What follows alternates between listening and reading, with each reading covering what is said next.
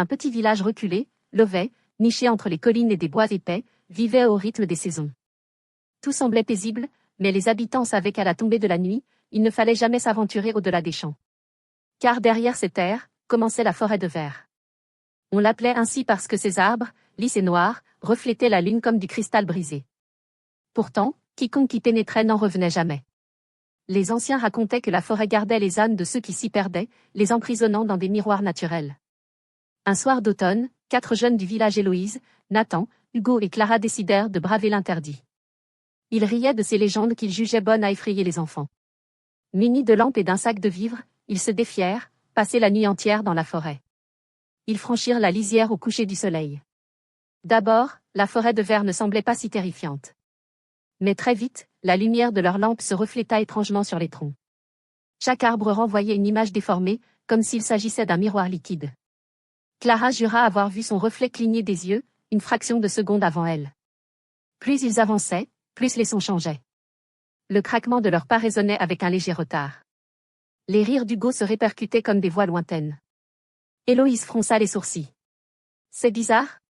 On dirait que la forêt répète ce qu'on fait. Mais ce n'était pas une répétition. Bientôt, les échos devinrent indépendants. Ils entendirent des bruits de pas qui n'étaient pas les leurs. Le souffle d'une respiration qui n'appartenait à personne du groupe. Et lorsque Nathan pointa sa lampe à gauche, il vit 5 silhouettes, alors qu'il n'était que 4. Ils décidèrent de rentrer. Mais la lisière avait disparu. Chaque direction n'offrait que des troncs réfléchissants et un chemin sans fin. Hugo, nerveux, frappa un arbre avec une pierre. La surface éclata comme une vitre, libérant un cri inhumain. Un bras glacé sortit du tronc brisé et l'attrapa par la gorge.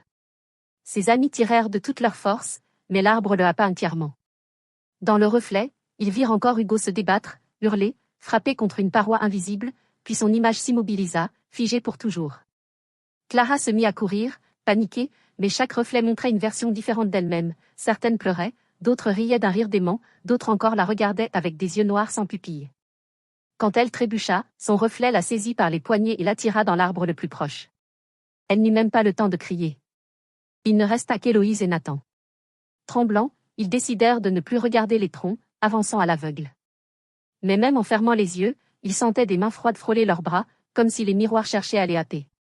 À l'aube, Nathan disparut à son tour.